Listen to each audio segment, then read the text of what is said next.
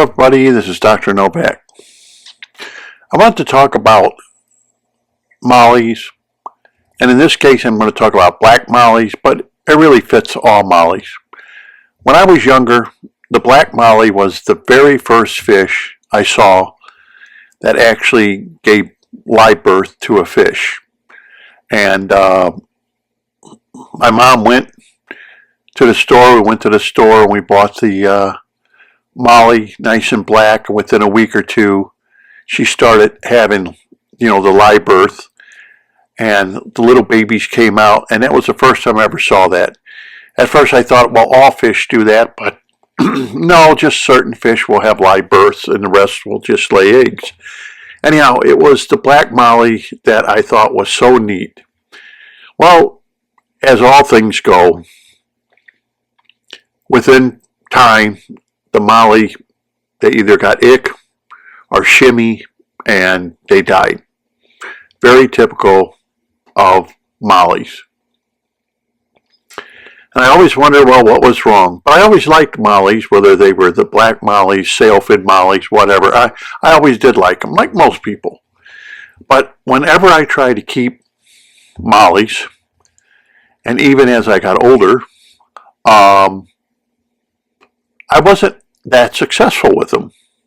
And of course you read, you had to put salt in it, they like brackish water, this, that, and the other thing, and nope, nothing seemed to work quite right.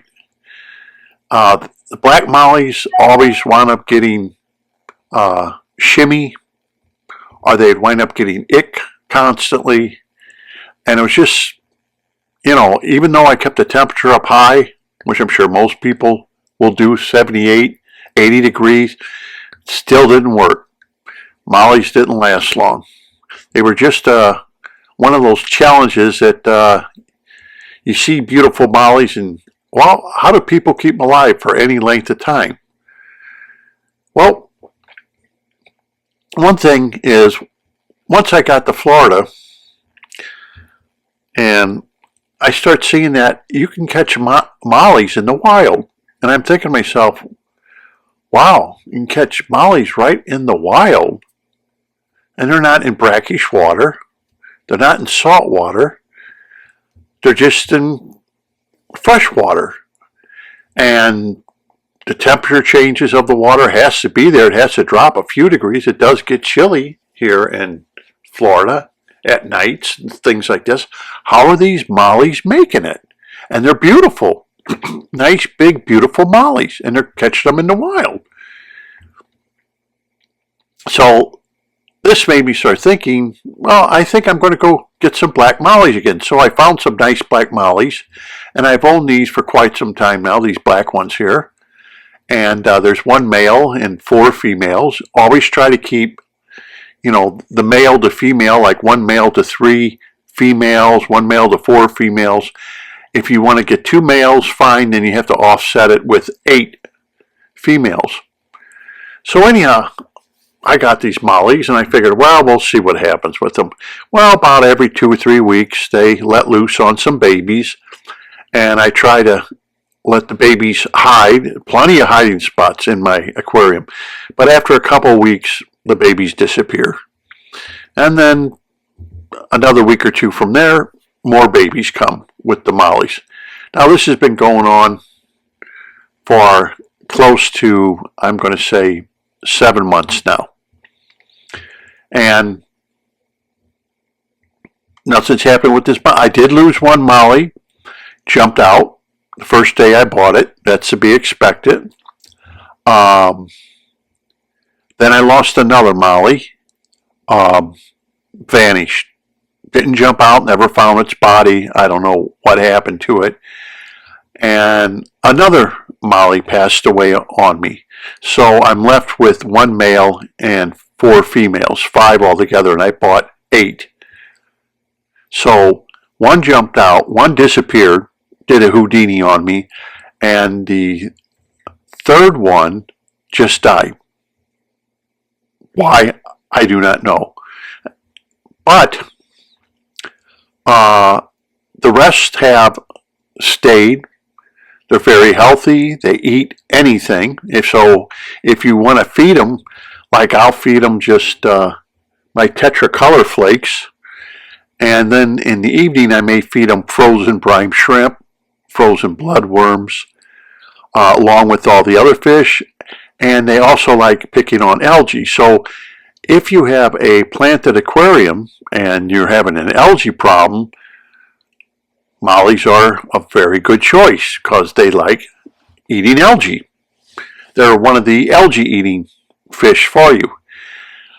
But the trouble is, you don't see a lot of black mollies or anything in tanks because of two things. Shimmy, they wind up getting shimmy, and they wind up getting ick very easily.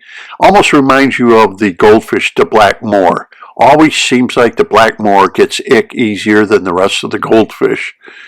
But these haven't gotten sick really, except for those three, and that was in the very beginning, within a month or two. And usually you're going to weed out. So that's normal. If you wind up buying 8, 9 fish, you may have one jump out, you may have one die for it may not be your fault. It could have been sick when you bought it. It lingered on for maybe a month, 2 months, and then pass away. You won't know what you did or what you didn't do. But the rest should make it if they're healthy, and that's what happens. The rest did make it. So I'm wondering, well, what's going on with these mollies?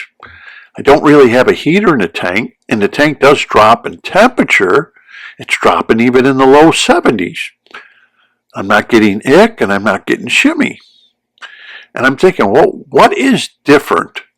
What is different with my water or my parameters than when I used to have mollies? Well, okay. First of all, the last time I had mollies, I wasn't using a plenum, and I wasn't using, BCB baskets. I'll be honest with you. My tank was set up. How was it set up? I'm trying to think. Maybe it just had gravel on the bottom. I'm not positive. That was years ago, and I bought some sailfin mollies, and they didn't last long. I even put salt in the tank. That didn't help them. But these mollies, they have no salt, no nothing, and they're propagating, and they're doing wonderful.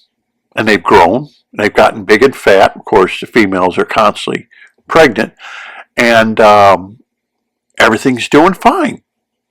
Pick on the algae when they want to, swim around, swim on the top of the tank, bottom of the tank. And I'm wondering, what is it that's different? So could we account because the plenum? Could we account for the BCB baskets? Well, maybe we could. But there's one thing I noticed. The hardness of the water here in Florida is extremely hard. And if you look at this cap is to a project I did, and I did a video on it called a bubble suppressor. And it's only been on there a few months. And look at all the calcium that has built up on top of the cap from bubble splash, the popping. Look at that. And I noticed the water here in Florida is extremely high in calcium and hard. I think it's even worse than what we had in Chicago. This water is. It's even worse. Is that the trick?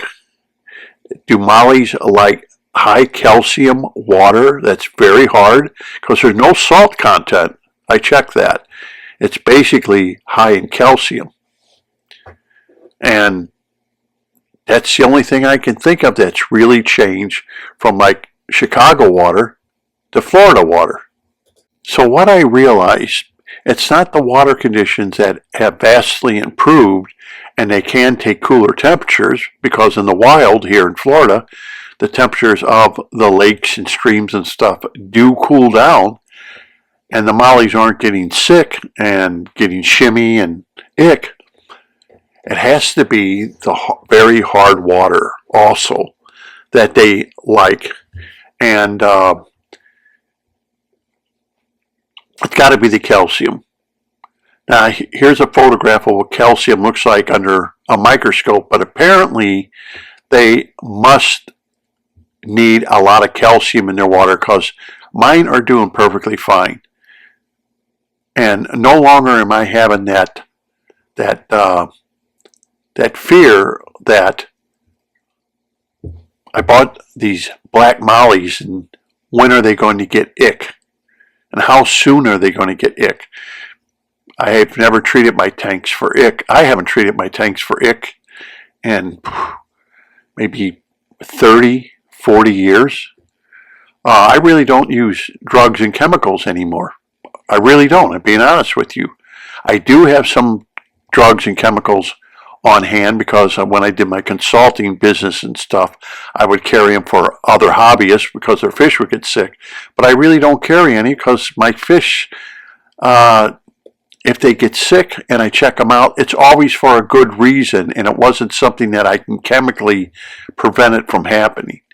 Okay, and they don't seem to get ick or anything else, so these are problems I don't worry about unless you're going to get ick from an outside source. But yeah, I thought I'd do this video because I think, I could be wrong, but I think it is not only the water conditions that they like, something in the water, but it's also the calcium, the high calcium. And believe me, I tried already with the salt, and the salt did nothing. It was useless. It was like adding nothing to the water at all. They still wind up, all of a sudden, started to staying in one spot and doing the shimmy routine and then wind up dying. So it wasn't, salt is not the answer. And I couldn't figure out what is the answer, but I could see that the great water conditions, which my water was always good, but the very high calcium that the water has here in Florida. Because how could these fish live in the wild and yet we can't seem to keep them as pets? But here in Florida, I'm keeping them as pets. They're breeding constantly, so I'm constantly having baby mollies. And yet, the only thing I can think of that's really different is the calcium. I mean, it's so bad here that it only a matter of months, whatever you have, you'll build a ring around your tank, the cap you've seen, anything will start building calcium on it, that white deposit, within a matter of just months. It's just that bad in Florida. But the fish are doing fine. So, one thing I learned, they'll eat anything. They definitely love algae. So if you have a tank full of algae, mollies are great, but they definitely like that very hard water with a lot of calcium in it. And other than that, they don't seem to be picky about their temperature, their tank mates. They don't bother anybody. The male is constantly bothering the females, but with 4 females to 1 male, it's not too bad. They don't seem to be jumpers. I had that one jump. Why? I don't know.